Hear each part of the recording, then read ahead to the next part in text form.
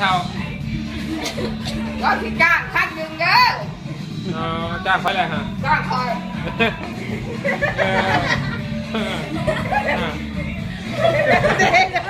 แต่ว่าเชื่อว่า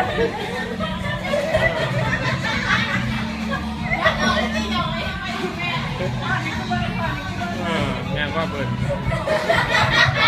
ถ้าลูกเพื่อนก็ไม่พอนับป่ะนี่จะอุ้มอยู่อีกแล้วก็พออีกแล้วเพราะมันก็เงิน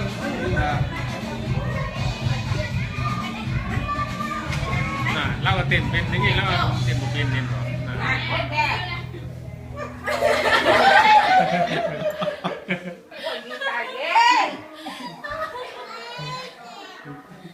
โจ้มาเต้นน้ำเงินนะแม่เก่าน้ำเงินหน่อยนะ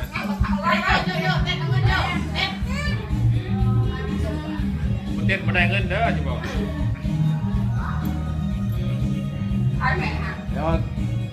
เดี๋ยวเราไปถูกถึงว่าบ้านเราคุ้มว่าสันมาเต้นแม่ช่วยเอาเงินไปเท่ายังเงินหายนะมาแม่ไม่ช่วยเงินจ้า